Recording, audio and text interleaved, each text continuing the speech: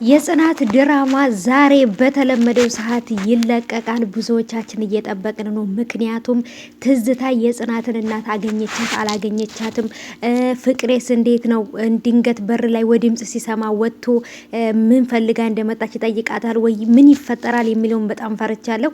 እውነትም የዛኛው የናሆም አባት ማለት ነው አቶ ተስፋዬ ይህንን ወረቀት ከትዝታ ተቀብለው ለጽናት እናት ለባለ ንብረቷ የለፋችበትን የደከመችበትን ንብረት ይመልሱላታል ወይንስ ደግሞ ልክ ፈርተው ገንዘብ እንሰጣለን ስላለችው ማለት ነው ትዝታ ለገንዘቡ ብሎ ይተወዋል ወይንስ ምን ይፈጠራል? በጣም ከባድ ነው። ናሆም ራሱ በጭራሽ ትዝታ ሊያያት አይፈልግም ማለት ነው። ከምላችሁ በላይ በጣም መጥፎና ጨካኝ ሴት ስለሆነች እነሱንም ስታሰቃያቸው ስለነበረ ናሆም ሲያያት በጣም ነው የሚጠላት ወይንም ደሙ የሚፈላው ማለት ነው። አቶ ተስፋዬም እንግዲህ ልጄን ለማሳመን ጊዜ ይፈጅብኛል ወረቀቱ ላይ እንዲፈርምልሽ ብለዋታል ማለት ነው። ቀጣይ ምን ይፈጠራል የሚለው ነገር ለማየት በጣም ጓጉተናል። ሰላም ሰላም፣ ውድ የተከበራችሁ የቻናሌ ተከታታዮች እንዴት ናችሁ? ከኔ ሁሉ ሰላም ነው። ሰላማችሁ ይብዛልኝ ባላችሁበት ውድ ቤተሰቦቼ። ለቻናሌ አዲስ ከሆናችሁ ሰብስክራይብ እያረጋችሁ ቤተሰቡ ነው። ነባሮች እንኳን በሰላም መጣችሁ ብያለሁ። ውዶቼ እንግዲህ ዛሬ በተለመደው ሰዓት የጽናት ድራማ ይለቀቅልናል። የጽናት አባት እንግዲህ አቶ ግሩሙም ሆስፒታል ይወጣል ማለት ነው ዛሬ። ምክንያቱም በባለፈው ይወጣል የተባለበት ጊዜ በአሁኑ ሰዓት ስለሆነ ወጥቶ ወደ ቤቱ ይመለሳል። ጤንነቱ ተመልሷል ወይንስ እንደዛው ፓራላይዝ እንደሆነ ነው አናቅም። ግማሽ አካሉና አንደበቱ እንደማይናገር ግማሽ አካሉም ደግሞ ፓራላይዝ እንደሆነ ነበረ ጽናት ስታወራ የነበረው ማለት ነው። ጽናትም ጓደኛዋም ወይንም ደግሞ ናሆምም ደግሞ አብረዋት አሉ ማለት ነው። ሴት ጓደኛዋም ናሆምም ደግሞ አለ ማለት ነው። ናሆም በነገራችን ላይ ትዝታ የእንጀራ እናቷ እንደሆነች ሲያቅ በጣም ነበር የደነገጠው።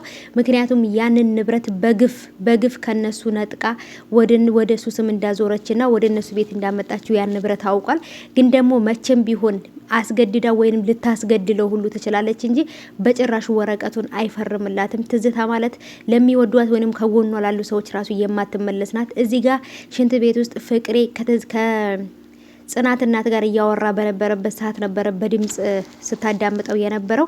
ብር አስተላልፍ ስትለውም ደግሞ ብሩን እያስተላለፈ አይታ ከዛን ይቺ ሴት ማናት ለጽናት ብር የምትረዳት ማናት ብላ ጥያቄ ሆኖባት እሱን እየተከታተለችው ነበር። ልክ እንደማያውቅ ሰው ሆና እየተከታተለችው ነበር ማለት ነው። እሱ ያለበት ቦታ ላይ ወይንም እሱ በሩን ከፍቶ ሲገባ አብራ ተከትላ ሄዳ ነበረ። በሩን ልትከፍት ስትል ነበር ያለቀው። ስለዚህ ዛሬ በጉጉት እንጠብቃለን ማለት ነው ውዶቼ። እርግጠኛ ነኝ አዳዲስ ነገሮች ይኖራሉ። ግን ደግሞ የጽናት እናት ያለችበትን ቦታ በጭራሽ ማወቅ የለባትም ትዝታ ብዬ አስባለሁ። የእናንተንስ እስኪ ሀሳባችሁን ኮሜንት አስቀምጡልኝ። ሙሉ ቪዲዮ እስከሚለቀቅ ድረስ ይሄንን ቪዲዮ ላይክ አድርጉ፣ ሰብስክራይብም እያደረጋችሁ ቤተሰቡ ነው ማለት ነው። ቻናሌ እንግዲህ እያደገ ነው፣ እናንተም አሳድጉኝ ማለት ነው። ለጓደኞቹ ለቤተሰብ ሼር እያደረጋችሁ ሰብስክራይብ አስደርጉኝ ውዶቼ። ምክንያቱም አዳዲስ ነገሮችን እንትንልላችኋለሁ። ከድራማዎችም ውጭ ደግሞ በራሴ ስራዎችም ስለምመጣላችሁ ሰብስክራይብም እያረጋችሁ ቤተሰብ ሁኑ ማለት ነው። ሌላው ሙሉ ቪዲዮ እስከሚለቀቅ ይሄንን ቻናል ሰብስክራይብ እያረጋችሁ ላይክም እያረጋችሁ እለፉ ማለት ነው። ዛሬ ሙሉ ከተለቀቀ በኋላ ምን ይፈጠራል? ምን ሆነ? እንዴት ነው? የጽናት እናት ጋር ተገናኙ ወይ? ናሆምስ ምን አደረገ? ወረቀቱ ላይ ፈረመ ወይንስ አልፈረመም? አቶ ተስፋዬስ ወረቀቱን ተቀብለው ለጽናት እናት መለሱላት ወይንስ ምን ተፈጠረ የሚለውን ብዙዎቻችን ማወቅ እንፈልጋለን እና ስለዚህ በትዕግስት ጠብቁ። ዛሬ ይለቀቃል። የተለመደው ሰዓት ላይ ጠብቁ ማለት ነው ውዶቼ። ይህን ቻናል ደግሞ ሰብስክራይብ እያረጋችሁ በዛው ማለት ነው። ብዙዎቻችሁ ልክ እንደኔ እናንተም ትዝታ አትወዷትም። እኔ ራሴ ትዝታ በጣም ነው የምታናድደኝ። ቀጣይ ክፍል ይለቀቃል።